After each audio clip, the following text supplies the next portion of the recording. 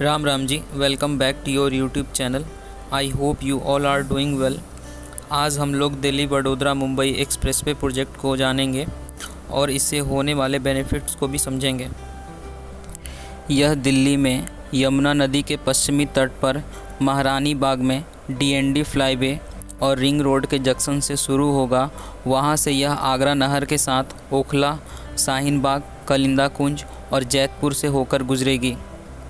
Expressway का कार्य भारी मात्रा में आवाजाही को पूरा करना है। दिल्ली और मुंबई को जोड़ने वाला यह 8 लेन एक्सप्रेसवे ईस्ट वेस्ट कॉरिडोर का एक हिस्सा है।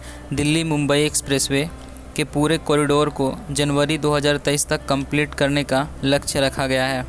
यह देश का सबसे लंबा एक्सप्रेसवे होगा, जो कि 1350 किलोमीटर लंबा होगा। सड़क एवं परिवहन मंत्री नितिन गडकरी ने कहा है, दिल्ली मुंबई एक्सप्रेसवे की कुल लंबाई में से 350 किलोमीटर सड़क का निर्माण हो चुका है और 825 किलोमीटर के निर्माण का काम प्रगति पर है। साल 2020-21 में एक्सप्रेसवे के निर्माण की गति 36.5 किलोमीटर दिन रही है।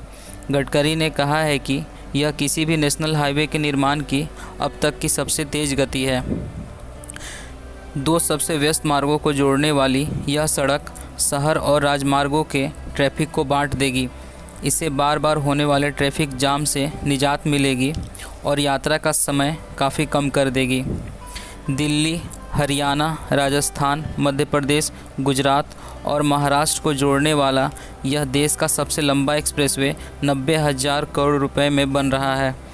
यह एशिया का ऐसा पहला एक्सप्रेसवे होगा जिसमें जानवरों के गुजरने के लिए ओवरपास होंगे, क्योंकि यह एक्सप्रेसवे कई वाइल्ड लाइफ सेंचुरी से होकर गुजरता है।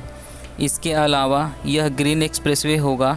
इस एक्सप्रेसवे के किनारे पौधारोपण के लिए स्कूली बच्चों को जोड़ा जाएगा।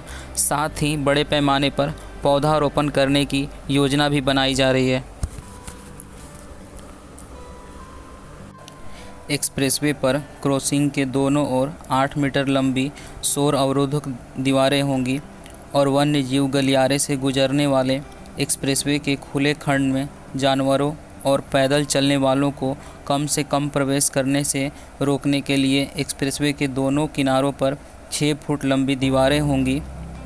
यह एक्सप्रेसवे अरावली वन्य जीव गलियारों के माध्यम से चलता है।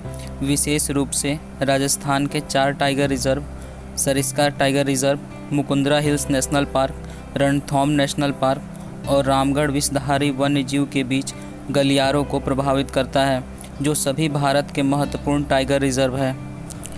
दिल्ली वडोदरा मुंबई एक्सप्रेसवे को 4 सेक्शन में बांटा गया है। फर्स्ट सेक्शन है डीएनडी टू फरीदाबाद टू सोहना। ये 59 किलोमीटर का सेक्शन है और इसमें 3 पैकेजेस होंगे। सेकेंड सेक्शन है सोहना टू वडोदरा। ये 844 किलोमीटर का सेक्शन है और इसमें 31 पैकेजेस होंगे। थर्ड सेक्शन है वडोदरा टू विरार। ये 354 किलोमीटर का सेक्शन है और इसमें 13 पैकेजेस होंगे। फोर्थ सेक्शन है विरार टू जेएनपीटी। ये 92 किलोमीटर का सेक्शन है और इसमें 5 पैकेजेस होंगे। चारों सेक्शन में जो कंपनियां काम कर रही हैं उनके नाम और kilometre. Section 1 package 1 DRA Infra 9 kilometre. Package 2 DRA Infra 24 kilometre. Package 3 DRA Infra 26 kilometre. Section 2 package 1 Apco Infra 18 kilometre. Package 2 Apco Infratech 29 kilometre. Package 3 Centrodor story India 32 kilometre. Package 4 HG Infra 37 kilometre. Package 5 KCC Buildcon 36 kilometre. Package 6 KCC Buildcon 31 kilometre. Package 7 Gawar construction 31 kilometre. Package 8 HG Infra 33 kilometre. Package 9 HG Infra 46 kilometre. Package 10 Dhaya Manju Infra 26 kilometre. Package 11 LNT 12 kilometre. Package 12 GR Infra 28 kilometre. Package 13 CDS Infra 29 kilometre. Package 14 13 kilometre Dahaya Manju. Package 15 DBL 8 kilometre. Package 16 DRA Infra 25 kilometre. Package 17 MKC 32 kilometre. Package 18 GR Infra 33 kilometre. Package 19 MKC Infra 30 kilometre.